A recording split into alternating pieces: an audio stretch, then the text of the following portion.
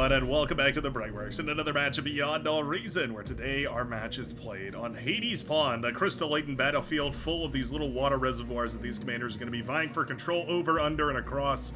And today, spawning as a red Cortex leader right up here on the front line, a Cortex commander that goes by the name of Super Toast. Not your regular toast, no sir, a Kryptonian toast indeed, a Super Toast at that.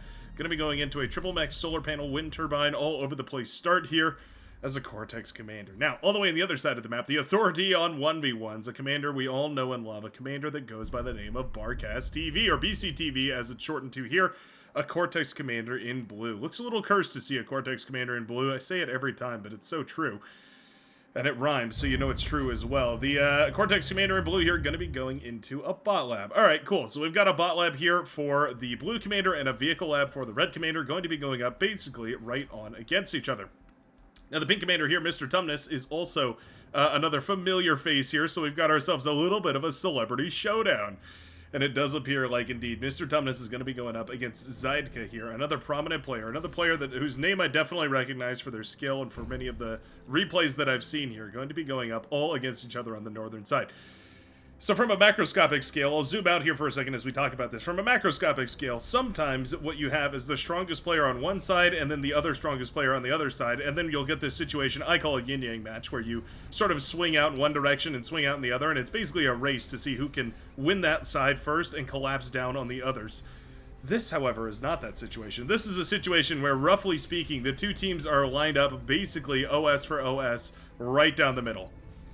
I'm going to just go ahead and erase that. Anyways, right down the middle right here, which means, of course, that as we get into this game, basically it should be a pretty much even match across the board. Now, I'm a Ninja Sloth, the green commander right here, going to be going up against Fast Forward, who is 24 OS and also, importantly, Silver Chevron. So a lot of experience and a decent OS as well indicates to me that Fast Forward is at the very least familiar with how the game is played. Gonna go into a solar panel, trying to build a little bit of build power here, although it is decaying. Oh, you're losing metal every single second that this thing is decaying. Really don't want to see that going down. Oh, why are we leaving it? Oh, okay. Well, just as I was gassing up Fast Forward, leaving behind the build power right here, definitely a blunder. That's an easy, what do we have here? 30, it looks like about, yeah, I would say probably 110 metal per second, because that was at about 50%. 110 metal left down the drain right there as Fast Forward walks away from the build power that was being constructed in base. Definitely a bit of a blunder, yeah. Tank commander moving forward with quite a few pawns on the field here, just making sure to lock down the lane and allow the resbots to eat up all these Duracell battery crystals. Going to be eating up some of the orange ones. Now, I like the orange flavor a lot, but the green ones I hear are pretty good too. I've never tried them. Blue is good as well on a hot day, but I think orange is, you know, I can have an orange Duracell crystal any single day of the week.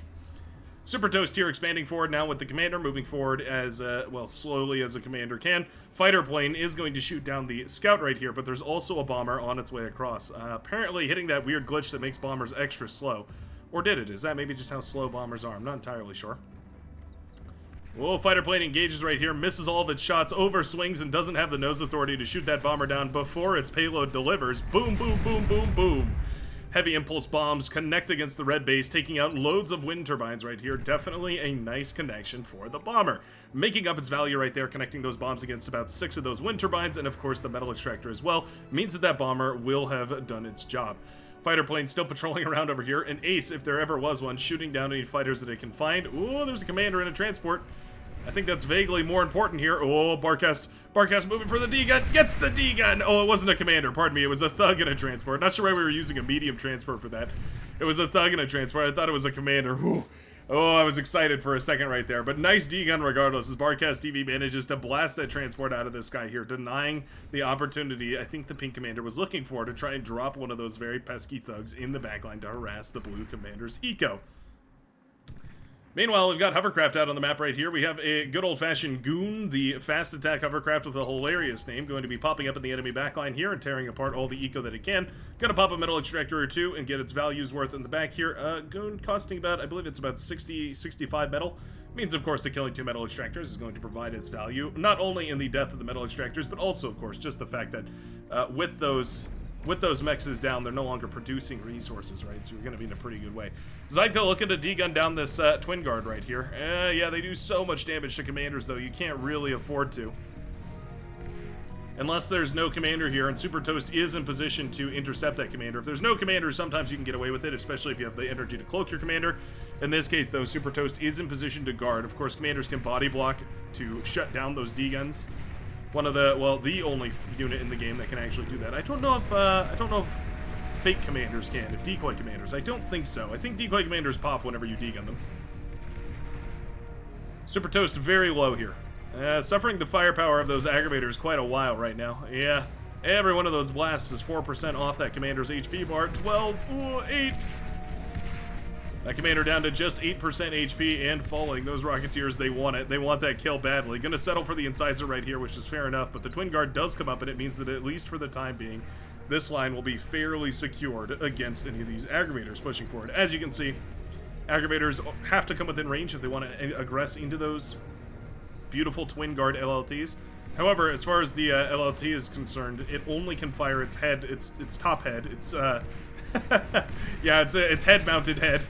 Can only it's the only one that can actually fire at range. So you can see the bottom ones aren't actually firing right now, which does mean that the Twin Guard is quite a bit worse than the, for instance, Beamer turret is, because the Beamer turret well, it only has one laser, so it can fire the whole thing.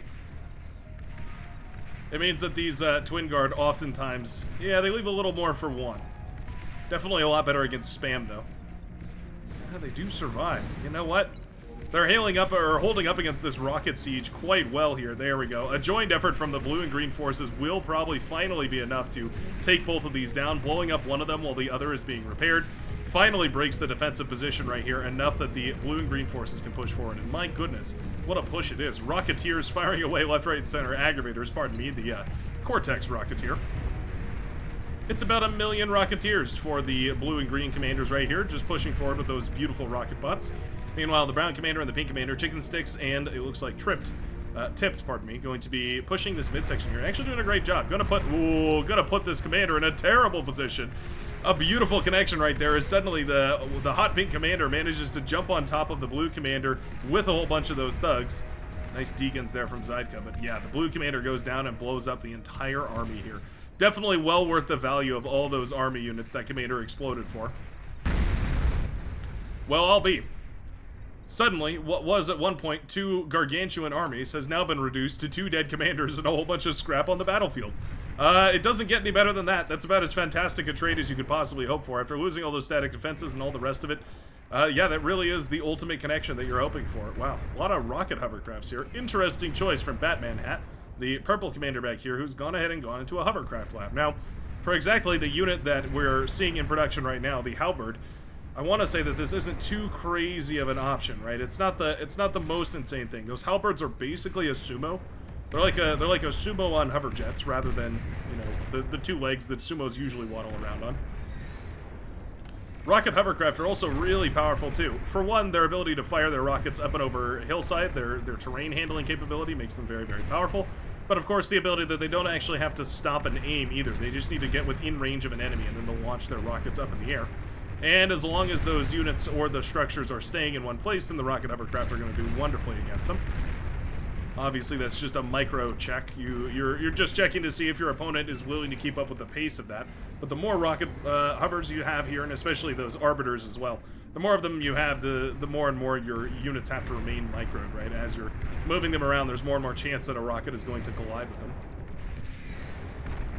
No vision here, though. Does mean that these hovers are missing a lot of their rockets. There we go. Nice connection. Finally does land. The Shuriken here being very pesky, and it looks like the fighters are going to come in to support.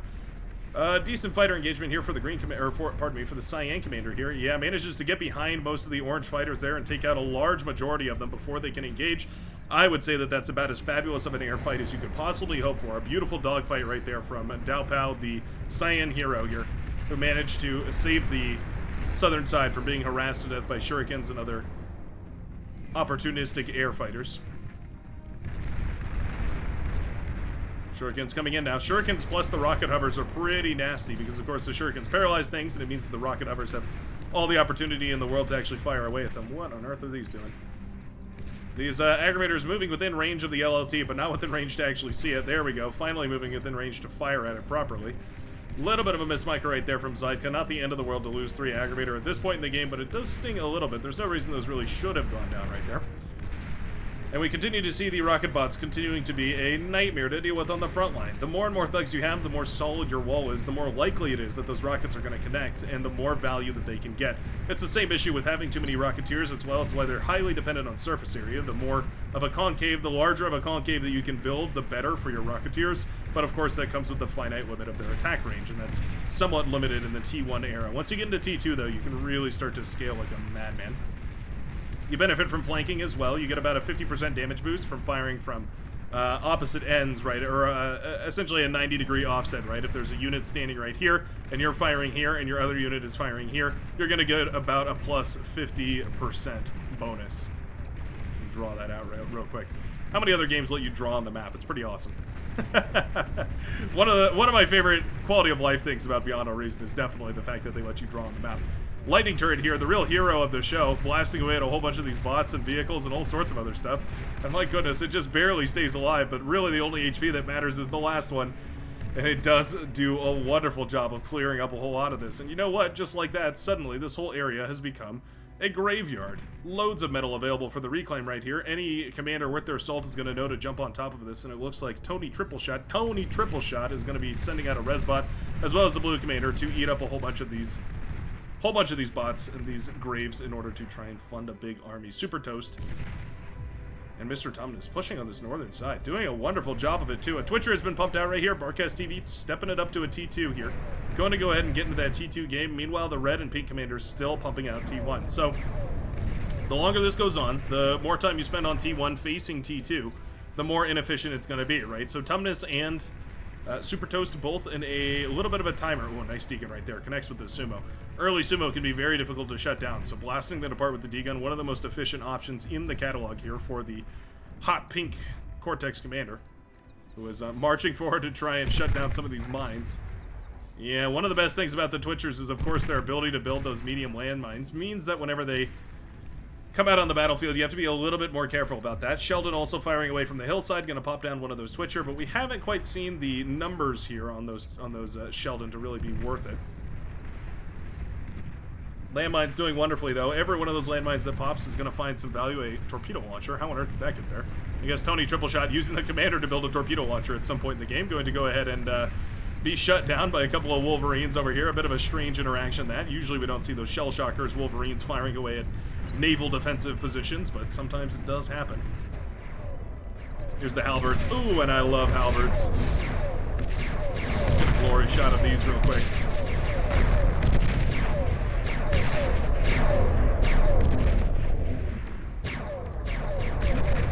One of the best T1 units currently available in the game. Wow. You can see just how quickly they dismantled that commander. In just a couple of blasts, 3 halberds managed to take down that commander like it was nothing. One of, if not the very best T1 units in the game.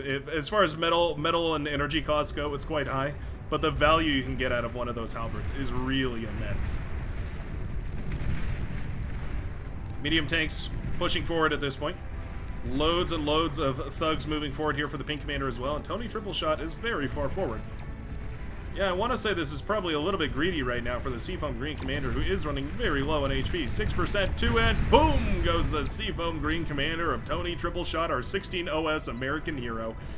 Dies and leaves a whole bunch of these medium tanks very, very close to death. Going to need to be repaired, all of them, which is going to take a good long while, or, of course, you can go ahead and reclaim them to, at the very least, get the metal value back.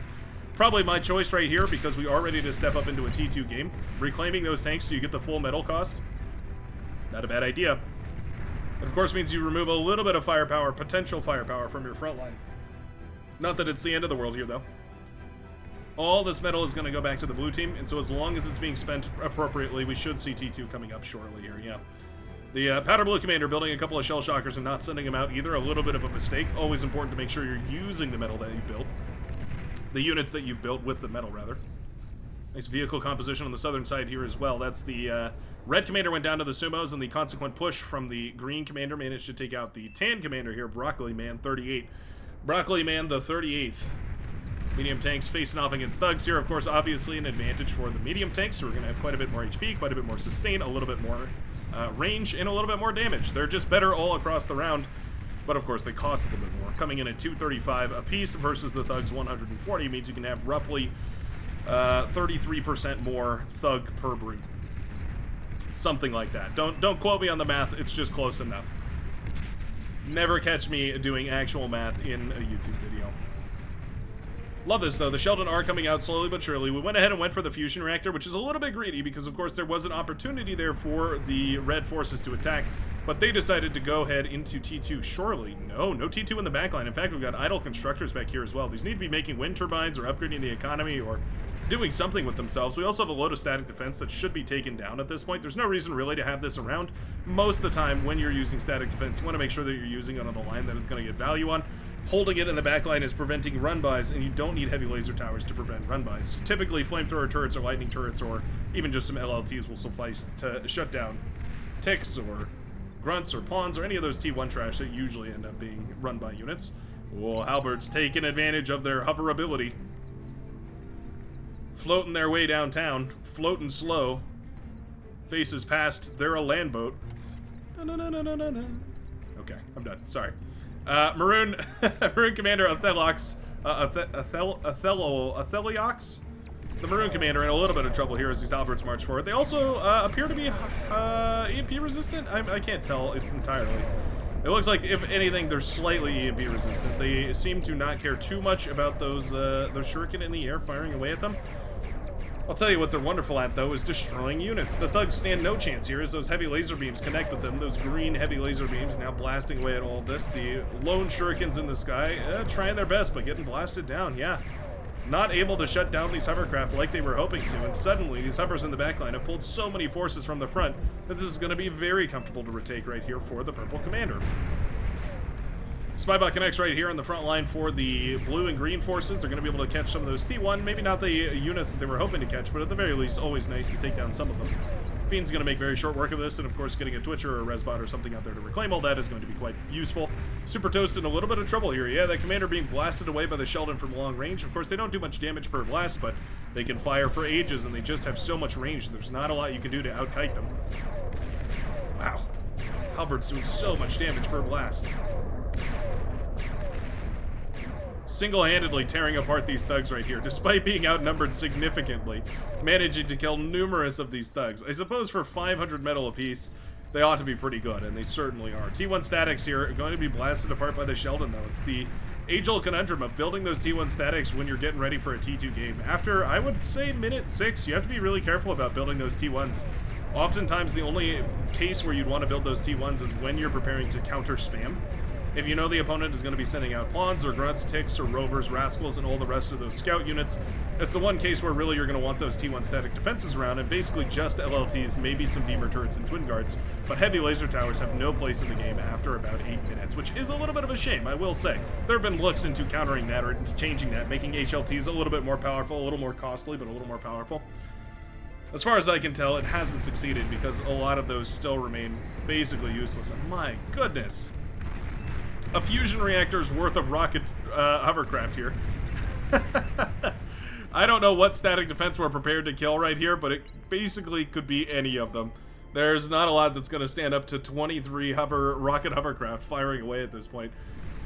Meanwhile, a couple of those cheeky amphibious units do pop up on the other side. That's going to be a couple of those Garpike now appearing in the blue base, but most of them will turn around right here. Looks like landmines did a great job of clearing out a lot of them as well. Sheldon going to be pulled into position to intercept the rest, with that one being blown to Kingdom Come by a landmine placed nicely by the blue commander. Always important to remember to re-up your landmines. Make sure that you're constantly reinforcing, and there we go. Looks like a Twitcher will be queued over in this direction to handle that.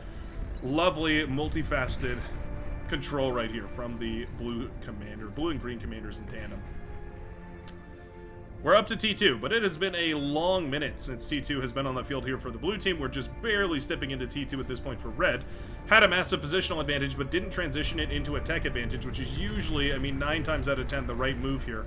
And now it means that there's a gargantuan T2 force ready to jump on your base. Neither you or your opponent really has anything to deal with it. The medium tanks may be good enough to shut down some of this army, but they are going to be countered eventually by the Sheldon and the Fiend that just do enough damage to really shuttle this off. The transport here kind of parked in the air. I think it's actually doing a wonderful job as almost a scout. It basically has enough vision range here that I think it works as a decent scout, and of course not really targetable by anything except anti-air. Fighter is going to eventually shoot it down, though, which Unfortunate as it may be, is probably not the end of the world now for the blue push that is imminent on the base right now of the hot pink and the red. Super Toast and Mr. Tumnus both looking for a way out of this, but not finding very many solutions. God, cries out the brown commander, pleading to the great Cortex commander in the sky for a solution, but I really don't see one. Medium tank's going to try their very best, but the fiends are too fast for the medium tanks to keep up with. The shuriken pull here is nice, though. At the very least, the shuriken can help. But again, it's just not enough. Those Sheldon in retreat with the sumo for coverage here are going to be more than enough to blast down the medium tanks. Shurikens, yeah, keeping a lot of these nicely paralyzed here means the LLT will clean them up. But all those medium tanks are down, and as soon as Resbots get engaged here, you can see Mr. Barcast very quick on the draw with those Resbots. Going to start resurrecting here, actually, instead of anything else. I don't mind it because we already have enough energy to completely overproduce, right? We can go ahead and resurrect without actually draining the energy production super harshly. Nice little run by here from the brown commander, looking for an opportunity. Hey, I love this run by. This is lovely stuff right now from the brown commander. Actually taking a good opportunity here to try and push into the base. We're kind of neglecting this, though. These units should have been coming around the side here and trying to shut down these laboratories. Instead, they're going to be parked right here where the enemy's more than happy to intercept them. Fiend's going to burn down those medium tanks very quickly. And just like that, the Sheldons are now marching forward. With the resurrected tanks right here from the blue commander's Resbots, this is going to reinforce his composition, providing it with a whole lot of HP. Means that suddenly there's nothing left in the tank to shut down all of this aggression.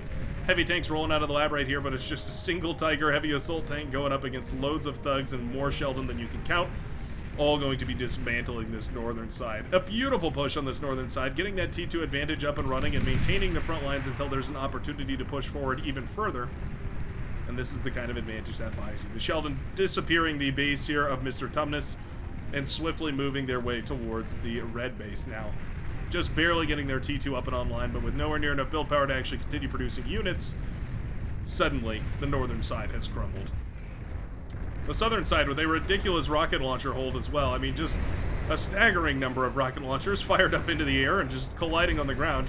99% of them will miss, but every one that connects is a huge connection. It does tons and tons of damage. What a weird strategy, but you know what? If it works, it works. A wonderful hold here, I want to say, from the Lavender commander here, as well as the green commanders, both holding this front line. Starlight's rolling out here as well. The base of the red commander ravaged, and it looks like we're going to continue our massacre down south here. Love the anti-air bots mixed in as well, of course, meant to counter Sheldon, or Shuriken, pardon me. Bombers now connecting with the base over here. Oh, it's friendly fire. The orange bombers accidentally bombing their own base, trying to kill the fiends that have been tearing them apart, but yeah. The red team throws in the towel after an overwhelming victory on the northern side. A little bit of a back and forth, but eventually with the reclaim and with some wonderful plays, Barcast TV manages to win the northern side. Barcast TV and Zydeco putting in the work to crumble that northern side with a beautiful hold on the southern side. Maybe I have never seen this many rocket launcher hovercrafts ever before. Definitely a cool showing of a less useful unit, or a less used unit. Thanks a ton for watching. I sure hope you enjoyed it, and if you did, please feel free to subscribe down below, or you can join the Brightworks Discord channel as well with a link in the description. Loads of fun stuff going on in there, including streams on Saturdays from 12 to 4 PDT. It's a lot of fun, especially if you haven't checked out Legion yet. We play with that basically every stream, and we also do some big team battles every once in a while. Some 16v16s, all the way up to, what was the biggest one we ever did? I think it was 30v30. Anyway, a lot of fun. Go check it out, and I'll see you in the very next video of Beyond All Reason. Peace out, everybody.